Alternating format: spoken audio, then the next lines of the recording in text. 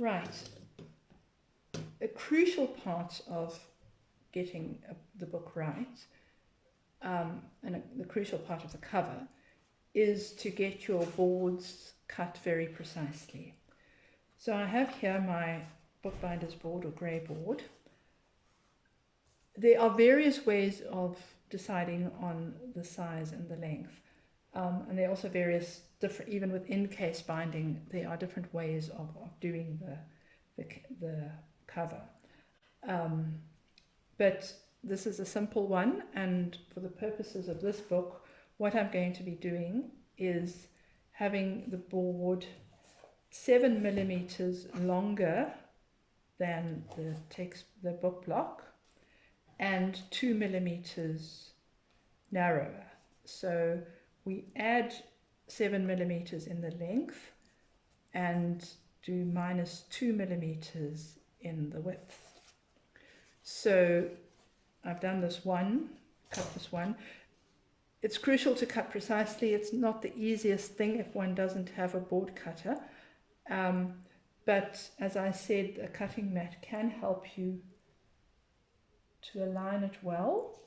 Alternatively, if you have one of these, whatever they're called, set square, T-square things, that can also, I tend to use both if I really want to be precise, and I measure it off and then check it with this. I also tend to keep a standing knife only for board, because the board does blunt it more quickly.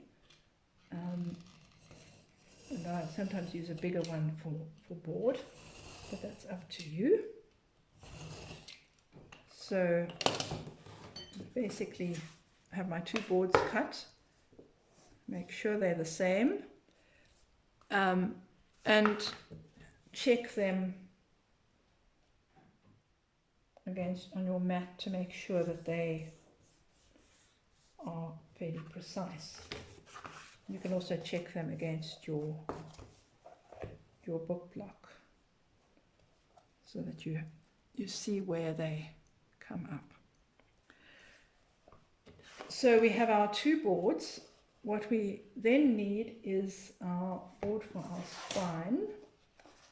And for this, I take the width of the spine, which I measured earlier when we were doing headbands, and I'm going to add 2 millimeters to that. Again, this is not absolute, but this is the method I've worked out for this book. This is a little bit tricky, but yes, 2 millimeters will take it to there. Sometimes it's difficult, getting the right width of a spine board for a round book can be a little bit tricky, and a matter of getting the right feel. But again, that's the sort of thing you'll get a feel for. But for this, I'm working on 2 millimeters wider. But that is also related to the width I've chosen for the spine boards. So you need to stick to one system. So I basically rather do it that way. I'm going to cut that, and I've already cut the length of it. So we now have our two boards and our spine board. What I'm going to do now is, and this is an optional thing, but I find it quite helpful, especially if I'm not sure whether I've got the measurements right. What I'm going to do is I take a piece of craft paper, and I'm actually going to glue a sort of a mock-up cover, which will enable me to check the measurements before I put my proper covering on. So use a piece of scrap paper. I should probably have had a thicker brush for this, but I'll just do this. Basically glue this piece of craft paper. Make sure that the piece of craft paper also has the correct grain direction, that it's running in the length. And then I put the spine board roughly in the middle.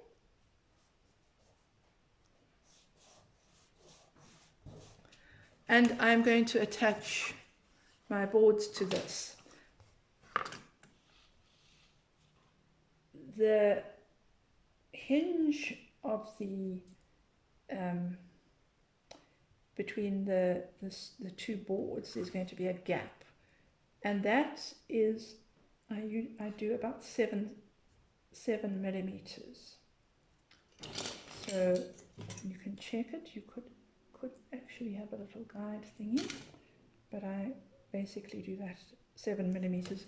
What one could also do is measure it off before you glue it, and that might not be a bad idea if you're starting out. After a while you start to get a feel for this, and you do it just with the naked eye. Right, I find it helpful to do this. This is slightly less than 7. It's okay. No, it's 7. That's right. Okay, I find it useful to do this on my cutting board because the lines on it enable me to ensure that it's straight. And then what can you see this here? At the end I'll also turn it around to ensure that it is straight both ways.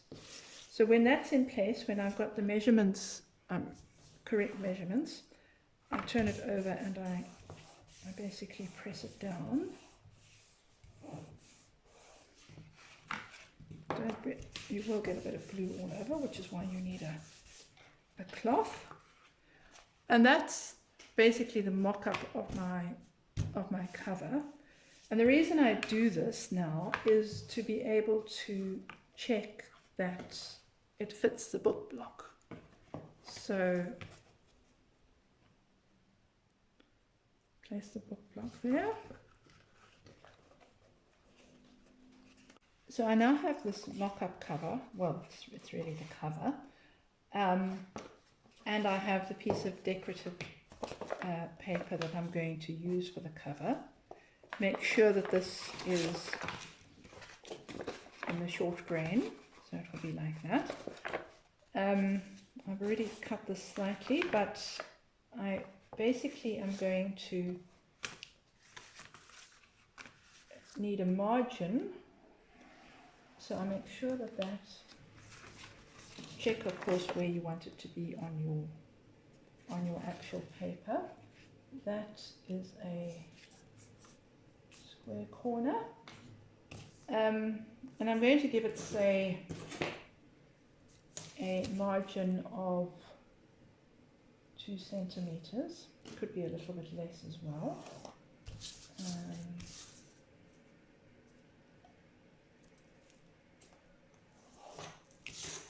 So that will be there, and then I will place my cover here and make sure that I give it a margin of 2 centimeters here as well. You can work out for yourself exactly how you do this, and it doesn't have to be exactly 2 centimeters, but could be a bit less. But it is good to have it the same all the way around, so that, because you'll see a very slight ridge under the end page at the end, and it's good for that to be straight. Right, so there we have the cover material. Just check this here, that's going to go right. So this will, what we're going to basically do then is glue this cover down, and we'll have the craft paper as an additional sort of layer. If you didn't want to do that, if you were concerned about it being too thick, it should be fine for this, but if I were working with leather or something, I probably wouldn't. But if you wanted to do that, you could always cut that measure here where it was supposed to be, and then cut it off again, and only have it as backing on your spine. What we're going to do here as well, before we glue it, we've got our 4 corners, and we're going to cut the corner off.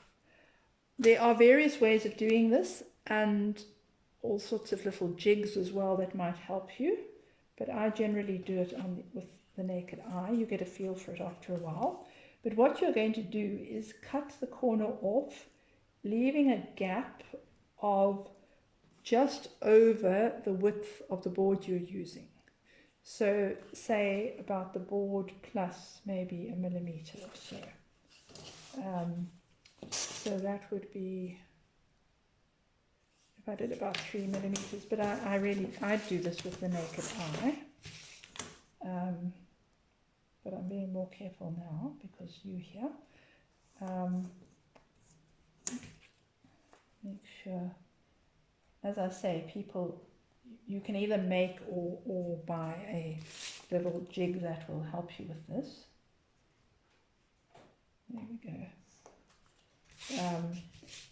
But if you're going to be doing it a lot, you really need to get a feel for it. So it's just over the width of the board. And then, actually, I normally do cut them off with the scissors.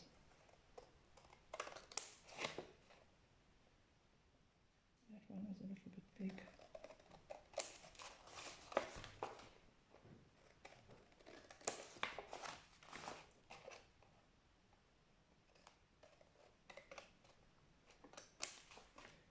Right, and what we're then going to do is glue this and glue our cover onto it. Okay, I'm now going to glue my cover paper. I use somewhat thinner glue for this. You could also use paste or paste mixture, but for this project I'm just using PVA. But I have it rather thinner than the glue that I use for the spine and for attaching the headbands. If I were doing a number of books at a time, I might also use a roller, but I find for 1 or 2 books it's not really worth washing it and everything.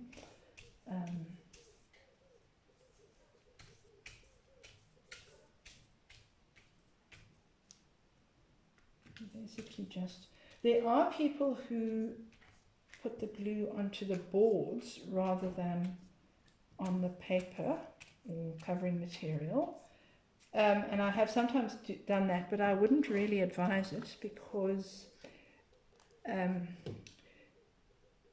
the side you put the glue onto affects how the glue pulls the material, so that can lead to problems. Okay, so my glue is down. I'm going to place that down inside the square the rectangle that I drew, and I discover that it's actually a little bit bigger than I had expected, which means that my corners are a little bit too generous. I'm just going to trim them a bit. Obviously wasn't being careful enough earlier.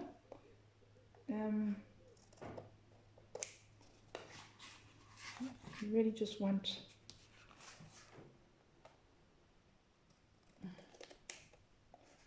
a little bit of overhang. Right. Now, so starting at the bottom and the top, I basically fold it over,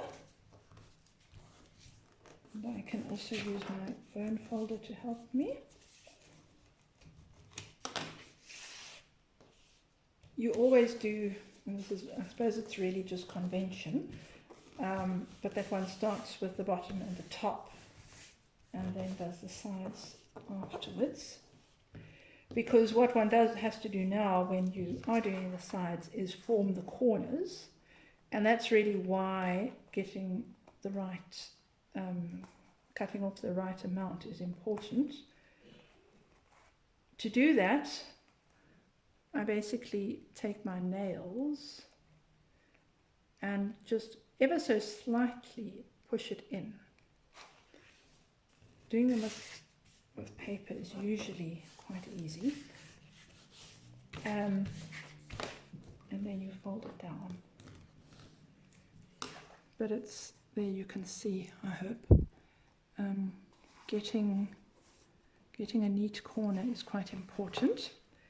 So again here, we just with my nail, I move them in slightly, and then I fold them down.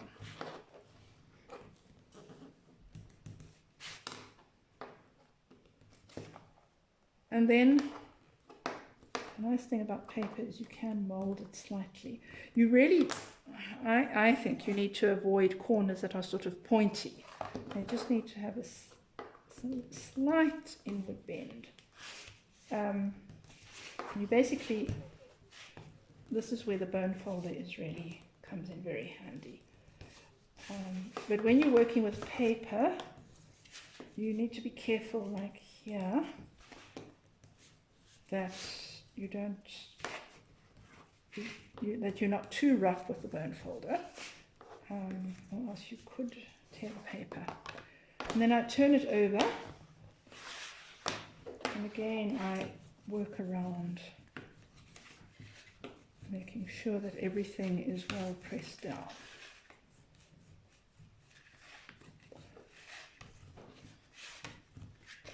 And again, this is where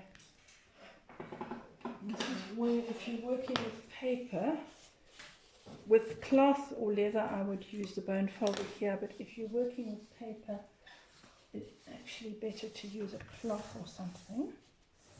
This is just a bit of tissue.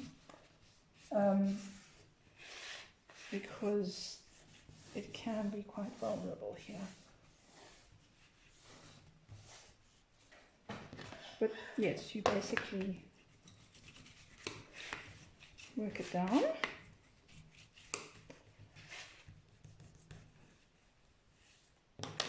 And there you have your cover.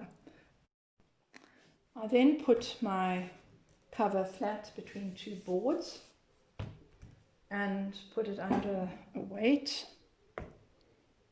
I actually have been planning to cover this brick for ages, but yeah, any sort of weight, and leave that for a couple of hours to dry.